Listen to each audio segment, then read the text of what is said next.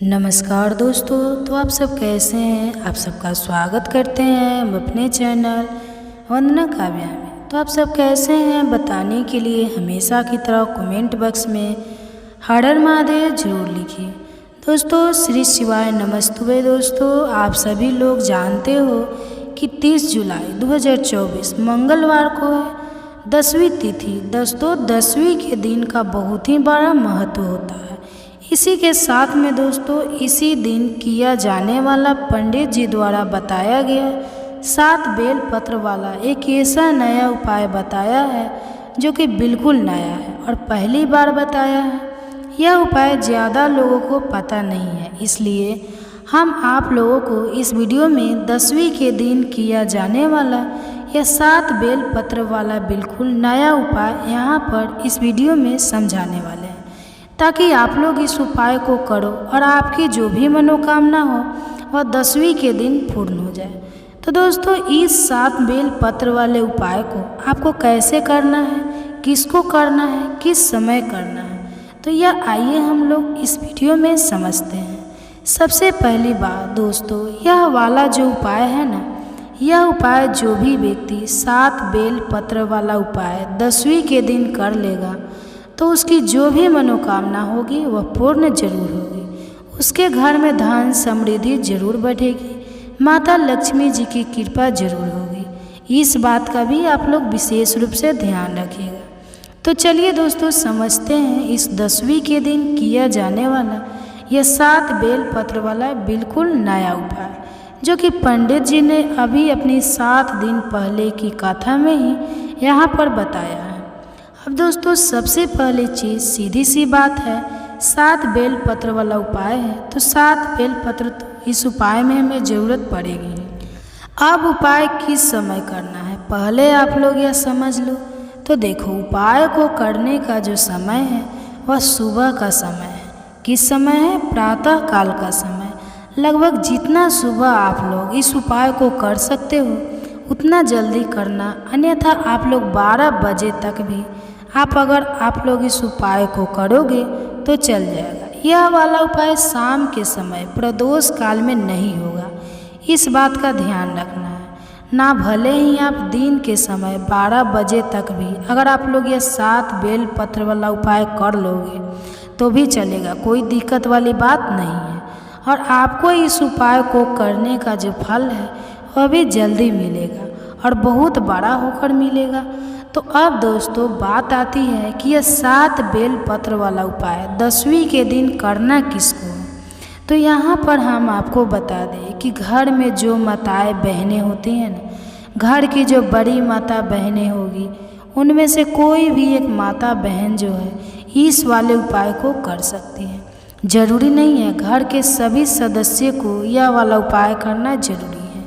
पूरे परिवार का, पूरे घर का अगर कोई एक सदस्य भी इस उपाय को करता है तो पूरे घर परिवार के सदस्य जनों को जो है इस उपाय को करने का फल मिल जाएगा। तो किसको करना होगा यह उपाय? घर की जो बड़ी माताएं बहनें हैं उनको करना होगा।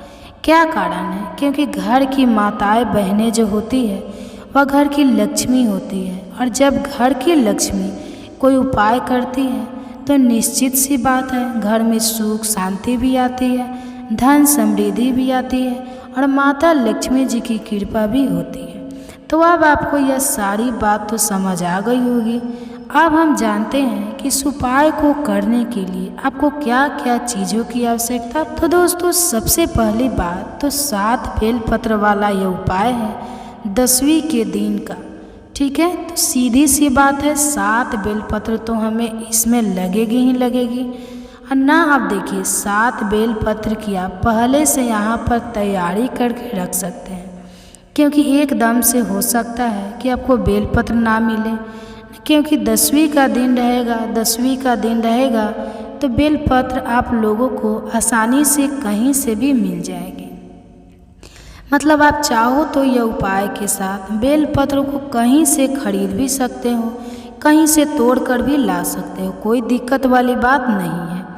अब देखो दोस्तों यह वाला जो उपाय है इस उपाय को करते समय शुद्धता का विशेष रूप से ध्यान रखिएगा। दशमी के दिन सुबह सुबह प्रातः का जब आप लोग यह उपाय कर रहे हो तो भाई स्नान करके शुद्ध होकर नए वस्त्र पहनकर और आप लोगों को तैयार हो जाना है और अपनी 7 बेल पत्र जो उपाय के लिए है वह लेकर तो दोस्तों बिल्कुल तैयार होकर खड़े हो जाना है, क्योंकि उपाय कैसे करना है वह भी हम आपको यहाँ पर बता देते हैं। आप देखिए यह 7 बेल पत्र तो उपाय में होगी ही होगी, इसी के साथ में 1 लोटा जल भी आप लोगों को लेना है।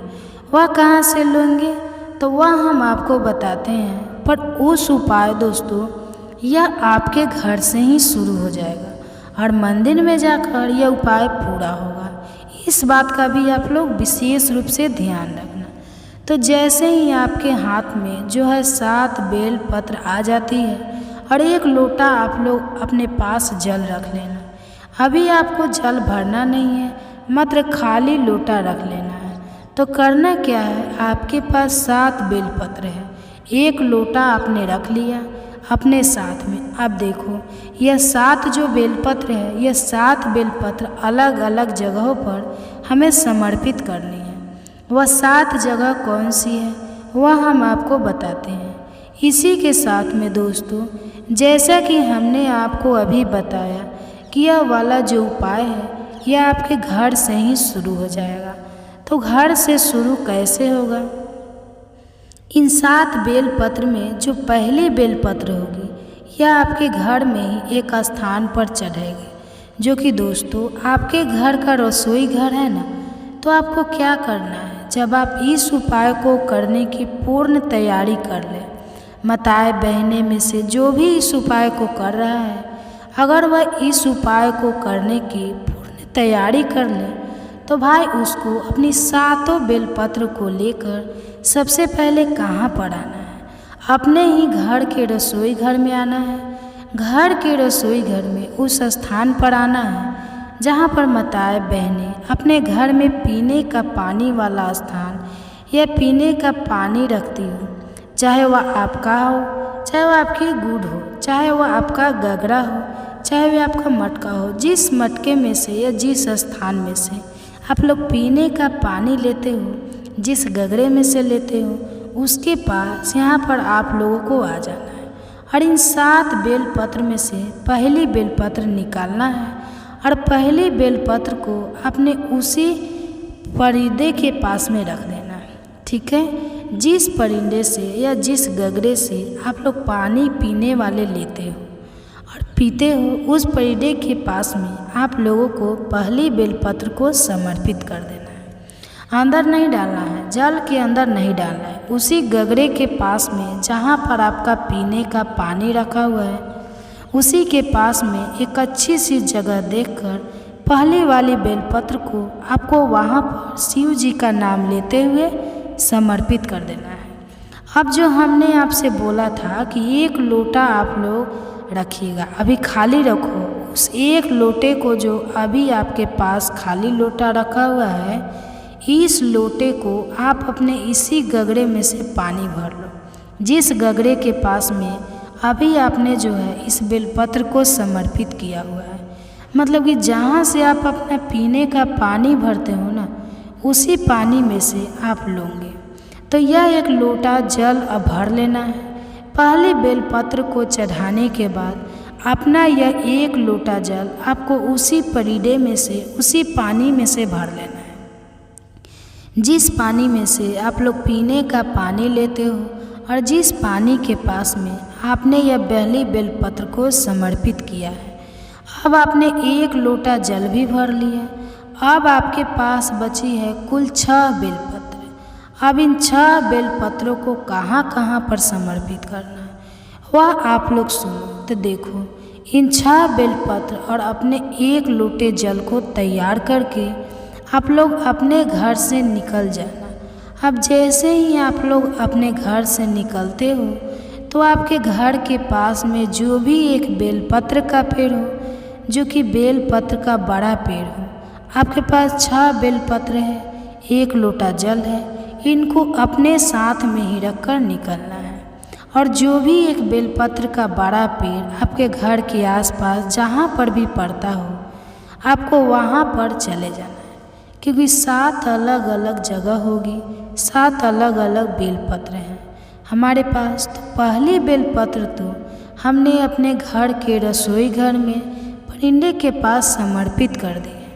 अब दूसरी बेलपत्र को लेकर जाओगे तो आप लोग यहाँ पर बेलपत्र के पेड़ के नीचे, बेलपत्र के पेड़ के नीचे जैसे ही पहुँच जाते हो, वह बेलपत्र का पेड़ बड़ा होना चाहिए, छोटा नहीं होना चाहिए।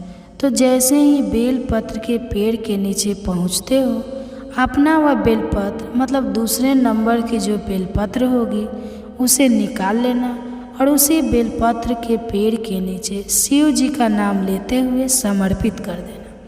समर्पित जैसे ही कर देते हो अपने दूसरे नंबर की बेलपत्र को, इसी बेलपत्र के ऊपर आपने जो अपने साथ में 1 लोटा जल लेकर आया हो ना, इसमें से थोड़ा सा जल उस बेलपत्र के ऊपर समर्पित कर देना है।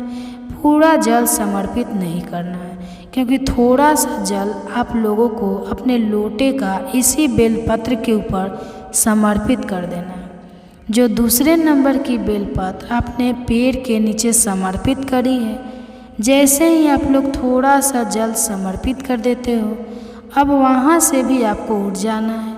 अब आपके पास बची है 5 बेलपत्र और 1 लोटा जल जो आपके पास अभी आपने थोड़ा सा चढ़ाया, उसमें से ना तो अब भाई तो तीसरे नंबर की बेलपत्र है, या तीसरे नंबर की बेलपत्र को लेकर आप पहुंच जाओगे सीधा अपने घर के पास में जो भी शिव मंदिर हो, वहाँ शिवालय हो, जहाँ पर शिव जी की शिवलिंग और नंदी विराजित हो, वहाँ पर पहुँच जाना है।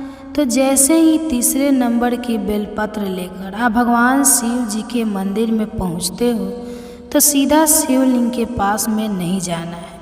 इस तीसरे नंबर की बेलपत्र को लेकर आपको नंदी बाबा के पास में आकर रुक जाना है। इस बात का ध्यान रखना, तीसरे नंबर की बेलपत्र को जैसे ही नंदी बाबा के पास में आकर लाकर रुक जाते हो, तो भाई आप लोग देखना कि नंदी बाबा का एक पैर कोई सा उठा हुआ होगा, देख लेना कोई उठा हुआ होगा या तो मुड़ा हुआ होगा। ना किसी को मुड़ा हुआ दिखता है, वो किसी को उठा हुआ भी दिखता है। तो आप लोग को जो है वो वाला पैर देख लेना, जो मुड़ा हुआ हो या उठा हुआ हो। आपको उस उठे हुए या मुड़े हुए पैर के पास में अपनी यह तीसरे नंबर वाली जो बेलपत्र होगी, इसको समर्पित कर देना है। यह जो तीसरे नंबर वाली बेलपत्र आप लोग नंदी के उठे हुए पैर के पास समर्पित करोगे, यहाँ पर आप लोगों की कोई भी जल समर्पित नहीं करना है। इस बात का ध्यान रख लेना, समझ गए। आप लोग को तीसरे नंबर के विलम्ब नंदवा के उठे हुए पैर के पास आपको समर्पित कर देना है। आज की कहानी भगवान भोलेनाथ की उस भक्त की कहानी है जो एक मोची का काम करता है, जो जूते चप्पल बनाने का कार्य करता है। दोस्तों, यह कहानी, यह प्रसंग बहुत ही ज्ञानवर्धक और भगवान शिव की भक्ति की कहानी है, इसलिए कहानी को पूरा जरूर सुनना। दोस्तों, आज की कहानी में आप जानेंगे कि भगवान किसको देते हैं, किससे छीन लेते हैं। इस कहानी को ठीक से समझ लिया तो कई पीढ़ियों तक गरीबी देखने को नहीं मिलेगी। भगवान किसको देते हैं और किससे छीन लेते हैं। दोस्तों, भगवान को मानने वाले तो करोड़ों हैं, पर भगवान कितने को मानते हैं, इसी रहस्य से पर्दा हटा देते हैं। इस वीडियो में सवाल यह है कि क्या भगवान को मानने से भगवान प्रसन्न हो जाते हैं? अगर भगवान को मानने से भगवान प्रसन्न हो जाते हैं तो वे हम पर अपनी कृपा क्यों नहीं बरसाते? क्यों लोग भगवान की कृपा से वंचित रहते हैं?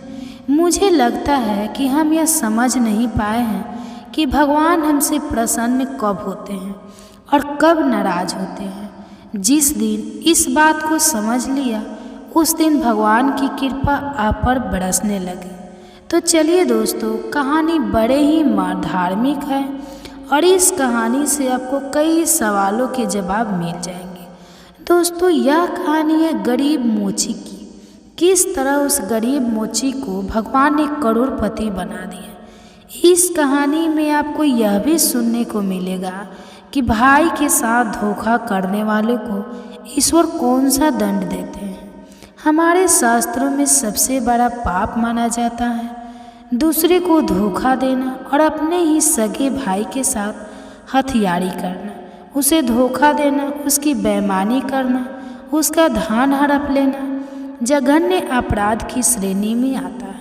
इसके लिए भगवान भी कभी उसे क्षमा नहीं करते।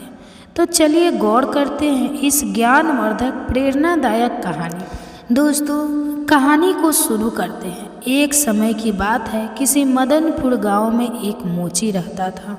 मोची बहुत ही गरीब था। 2 वक्त की रोटी मिलना उसके लिए बहुत मुश्किल था। वह मोची लोगों को जूता चप्पल काटने का काम करता था। उसके पास ऐसी कोई अपनी जगह नहीं थी, कोई दुकान नहीं थी जो अस्थायी रूप से वहां बैठकर अपना काम कर लेता था। इसलिए वह कभी चौराहे पर, कभी सड़क के किनारे बैठकर आते जाते लोगों के जूता चप्पल ठीक करता था और उसके काम के बदले में मन में जो पैसे मिलते थे उसी से उसकी जीविका चलती थी। वह मोची बहुत ही संतोषी था। इसी धंधे से अपने जीवन को व्यतीत कर रहा था। दोस्तों, एक समय की बात है, सावन का महीना आता है और आप तो जानते हैं कि सावन का महीना कितना पवित्र होता है। भगवान महादेव के भक्त सावन में उनके ऊपर जलाभिषेक करते हैं। शिव भक्त कांवड़ यात्रा निकालते हैं और गंगा से जल लेकर भगवान शिव को अर्पण करते हैं। तो दोस्तों, रोज की तरह मोची सड़क किनारे बैठकर जूता चप्पल गांठ रहा था। उधर सावन का महीना चल रहा था। बहुत से लोग भगवान भोलेनाथ के भक्त श्रद्धालु कांवड़ लेकर भोलेनाथ पर जल चढ़ाने के लिए जा रहे थे। मोची सड़क के किनारे बैठा हुआ लोगों के जूते चप्पल सील रहा था। तब उसने देखा कि भारी भीड़ के साथ लोग कांवड़ लेकर भगवान शिव को जल अर्पण करने के लिए मस्ती में चले जा रहे हैं। तो दोस्तों, लोगों को भगवान महादेव पर जलाभिषेक करने के लिए जाते हुए देखा तो उस मोची के अंदर में एक भावना उत्पन्न हुई कि मैं भी भगवान शिव के लिए कांवड़ लेकर जाऊंगा और उन पर जलाभिषेक करूंगा। लेकिन वह बेचारा मन मारकर रह गया। सोचने लगा कि मेरे पास तो इतना पैसा ही नहीं है, मैं कांवड़ कैसे ले जाऊंगा। मैं पूरे दिन कमाता हूँ, तब सुबह शाम की रोटी मिल पाती है, फिर कांवड़ के लिए पैसे कहाँ से लाऊंगा। पूरे दिन काम करके बस इतना ही कमा पाता हूँ। वह मोची यह सब बातें सोचकर मन को मार कर रह जाता है।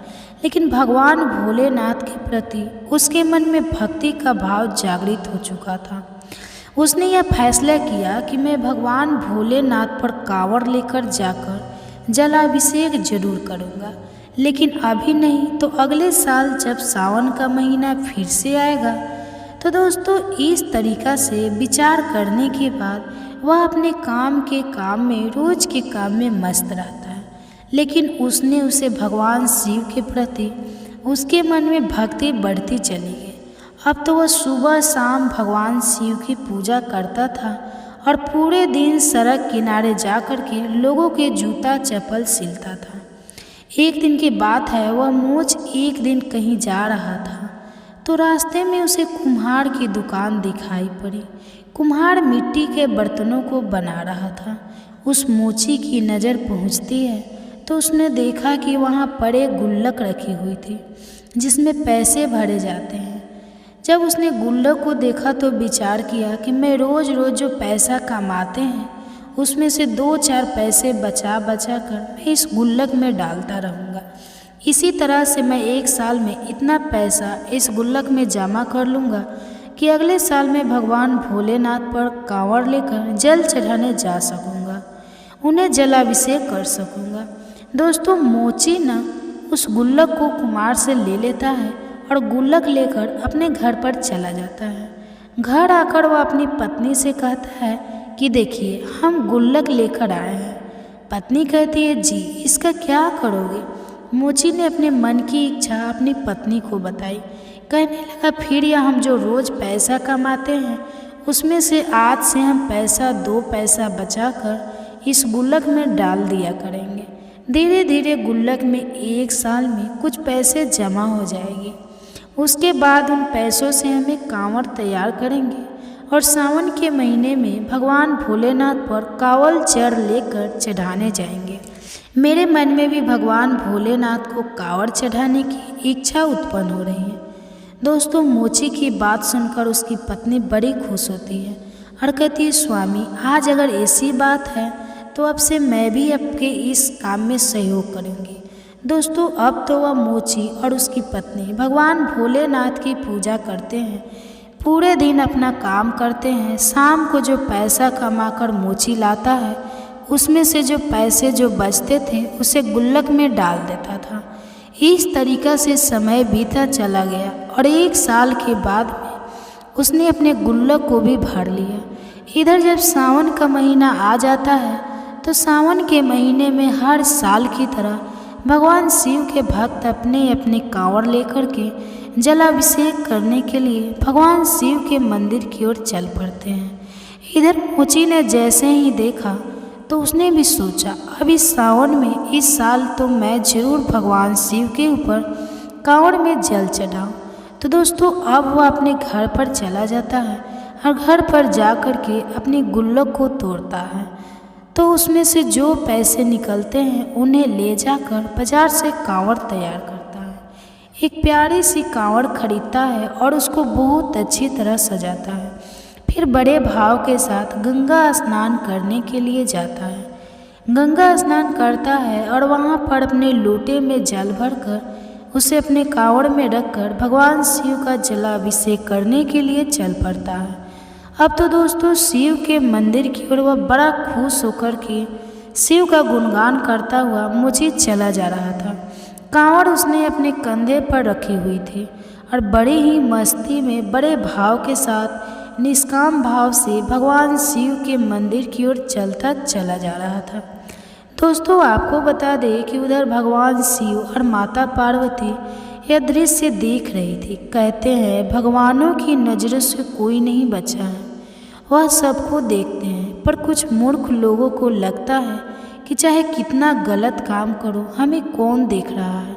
वे लोग दुनिया वालों से तो डरते हैं पर भगवान से नहीं डरते। वे यह भूल जाते हैं कि कड़ में व्यापक ईश्वर हमारा हर एक काम देख रहा है।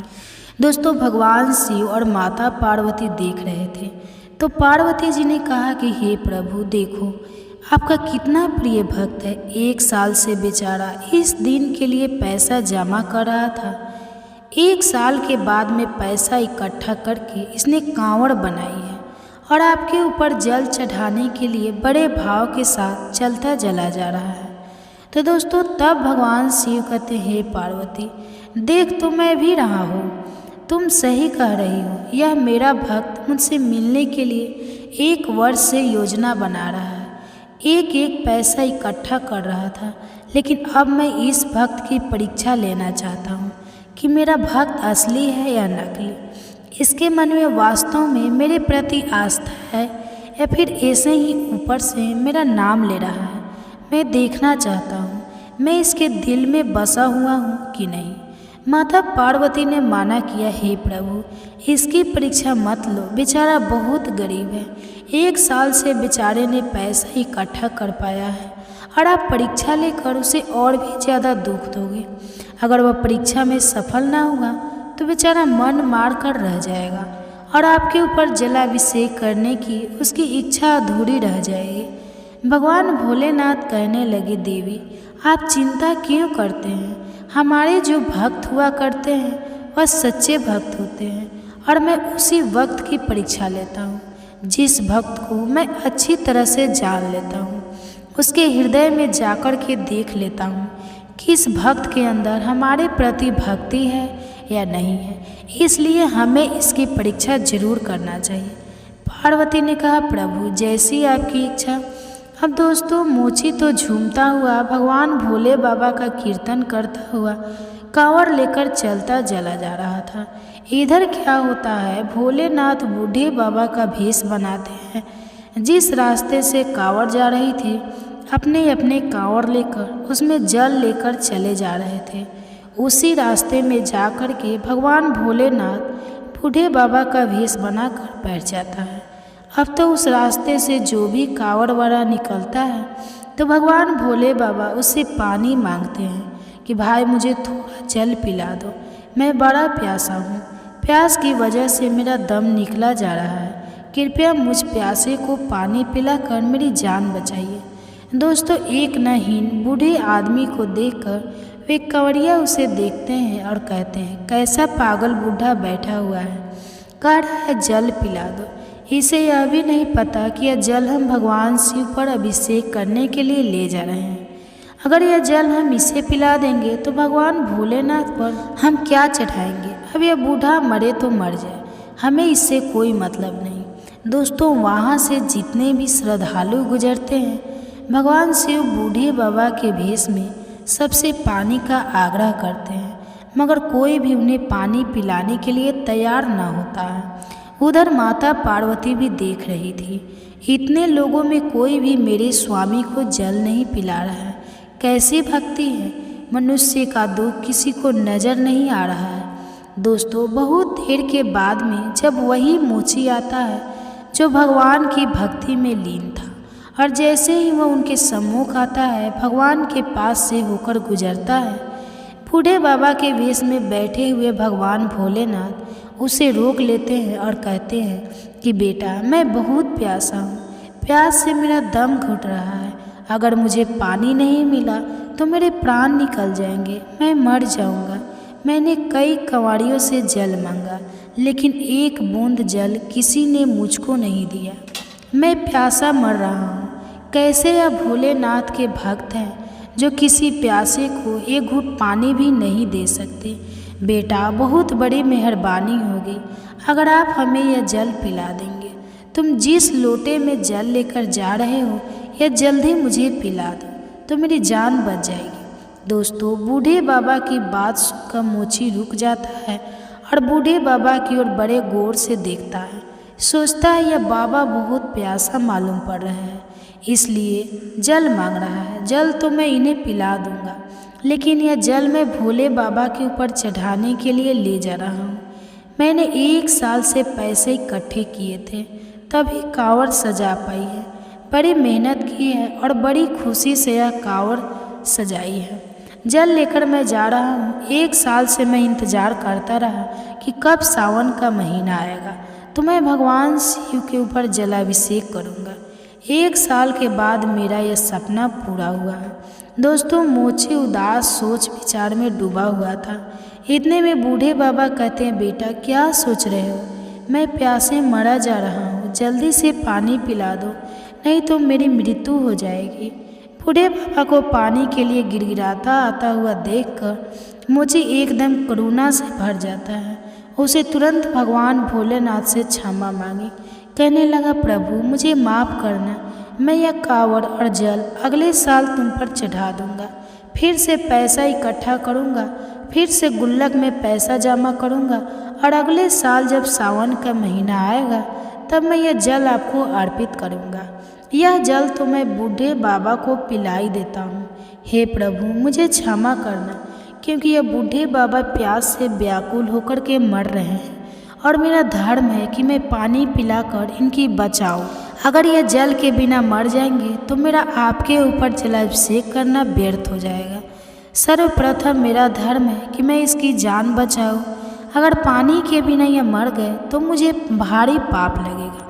दोस्तों, यही सोचकर मोची ने जल उन बूढ़े बाबा को पिला दिया।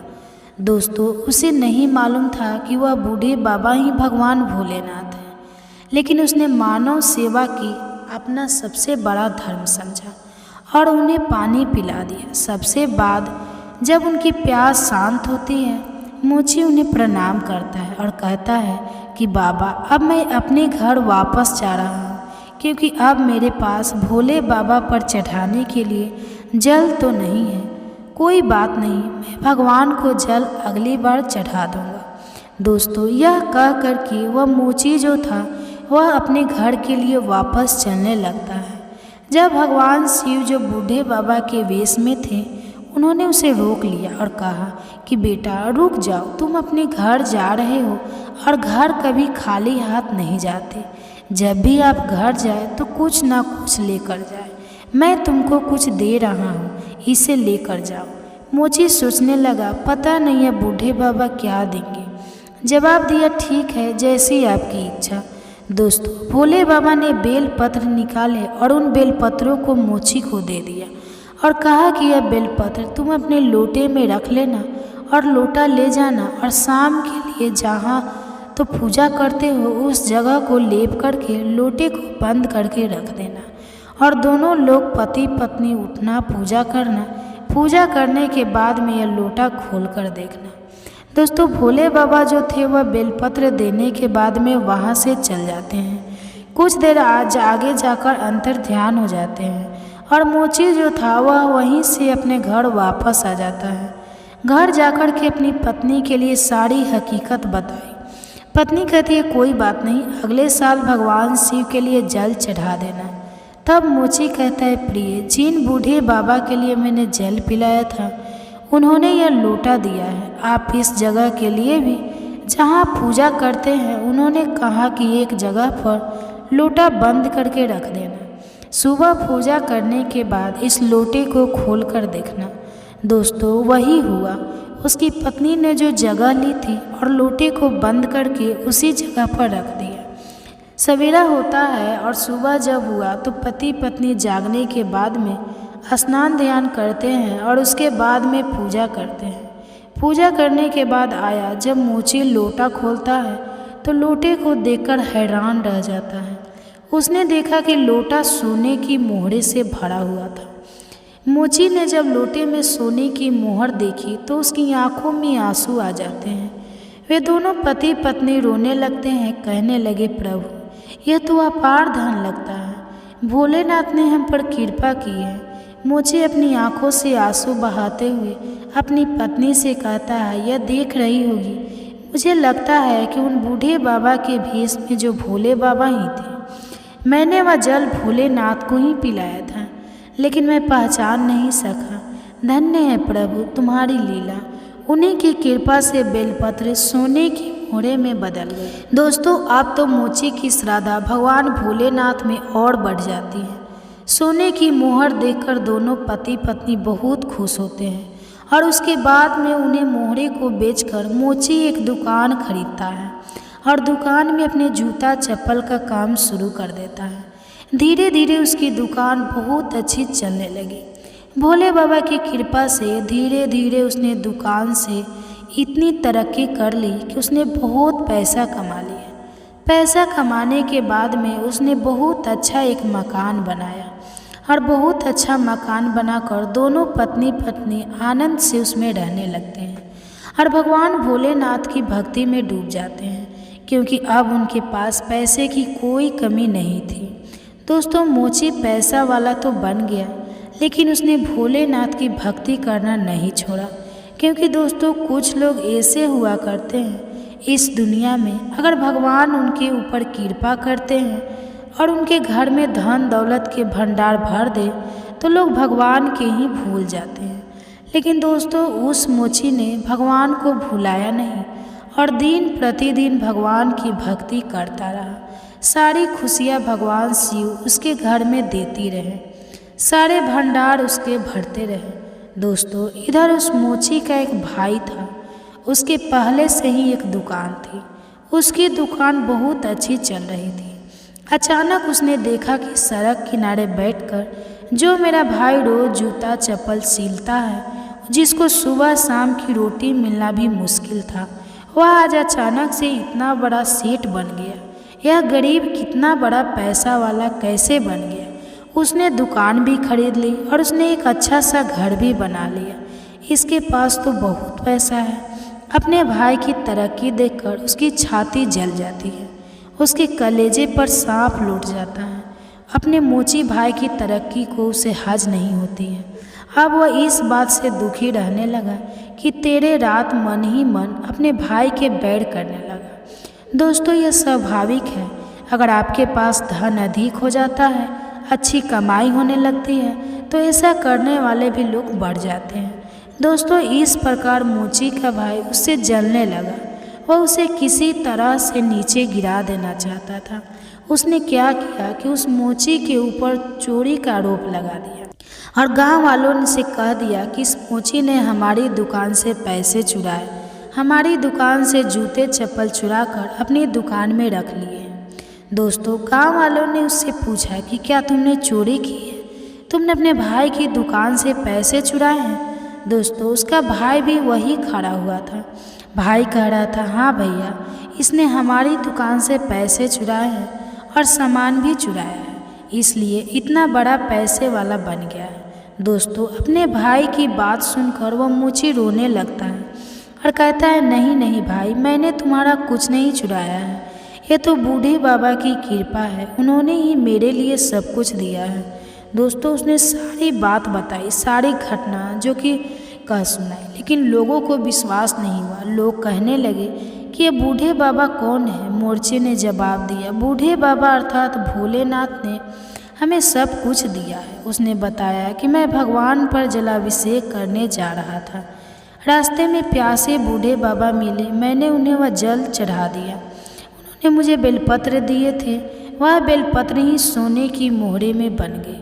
उन्हीं मोहरों को बेचकर मैंने यह सब किया है, मैंने किसी की चोरी नहीं की है। दोस्तों, मोची की बात सुनकर सब हंसने लगे और कहने लगे कि यह पागल है, भोले बाबा किसी को देने के लिए स्वयं चलकर नहीं आते। जवाब दिया, नहीं, आप विश्वास करेंगे, यह भोले बाबा नहीं मुझको दिया है। लेकिन दोस्तों, कहते हैं ना, इस दुनिया के लोग बड़े अजीब हैं, जब तक चमत्कार न देख नहीं लेती तब तक विश्वास नहीं करते। यही कारण है कि लोगों के पास भगवान भी आ जाए तो भी नहीं पहचान पाते हैं, क्योंकि उनके ऊपर लोभ के नाम का पर्दा पड़ा हुआ है। लोभ लालच में इतने फंसे हुए हैं, इसलिए भगवान को पहचान नहीं पाते। और दोस्तों, यह बात सच है कि जिस इंसान के ऊपर लोभ, लालच, माया का पर्दा पड़ा हुआ है, माया ने उसे ढक लिया है, तो भगवान अपने रूप में ही क्यों ना आ जाए, तभी लोग उन्हें नहीं पहचान पाएंगे। मित्रों, गांव के लोगों ने कहा, यह मोची हम सबको बेवकूफ़ बना रहे हैं, भोले बाबा किसी को आके नहीं देता। दोस्तों, मोची बहुत रोया, फिर भोले बाबा से शिकायत करता हुआ बोला, हे प्रभु, आपने यह क्या कर दिया, मुझे तो आपने यह धन तो दे दिया और मुझे मिल भी गया, आपकी कृपा से मेरे पास सब कुछ हो गया, यह सब आपका है, आपने दिया है, पर आज मुझे चोर बना दिया गया। इस संसार के लोगों ने मुझे चोर बना दिया है, संसार के लोगों की छोड़ो, मेरे भाई ने ही मुझे चोर बना दिया। इससे अच्छा तो यही होता कि आप मेरे लिए सब कुछ देते ही नहीं, मैं गरीब ही रहता तो कम से कम मैं चोर तो नहीं बनता। दोस्तों, इस तरीके से आज की दुनिया में अनेक प्रकार के लोग रहते हैं। दोस्तों, समाज के प्रति दया भाव नहीं है। लोग सोचते हैं कि मैं बहुत बड़ा दान कर रहा हूँ, यह जताने की भावना है। वे भंडारे का लाभ ये दिखाना चाहते हैं, लेकिन भगवान के प्रति भाव नहीं है, दिल में प्रेम नहीं है। दिखावे की बड़ी से बड़ी सेवा भी, बड़ी से बड़ी दौलत भगवान स्वीकार नहीं करते। भगवान उसी से प्रसन्न रहते हैं जो सब जीवों के प्रति दयावान रहता है, जिन्हें हृदय में जीवों के प्रति कठोरता है, दया की भावना नहीं है। वे रात दिन भगवान के मंदिर में बैठे रहेंगे, फिर भी भगवान उनकी नहीं सुनते। भगवान को प्रसन्न करने का अर्थ है समस्त जीव जंतुओं के प्रति दयावान रहना, किसी भूखे प्यासे, दीन दुखी, रोगी बीमार की सहायता करना। तो दोस्तों, यह थी आज की ज्ञानवर्धक वीडियो। अगर आप ऐसे ही रोचक कहानियाँ का लाभ अधिक से अधिक लेना चाहते हैं तो इस वीडियो को लाइक करके हमारे इस चैनल पर जुड़ जाए, हमारे इस चैनल को सब्सक्राइब करें और इस वीडियो को अपने दोस्तों एवं परिवार के साथ साथ शेयर भी जरूर करें। और दोस्तों, अगर आप भी मेरी तरह भगवान शिव की भक्त हैं तो कमेंट बॉक्स में सच्ची श्रद्धा से हर हर महादेव जरूर लिखें। धन्यवाद।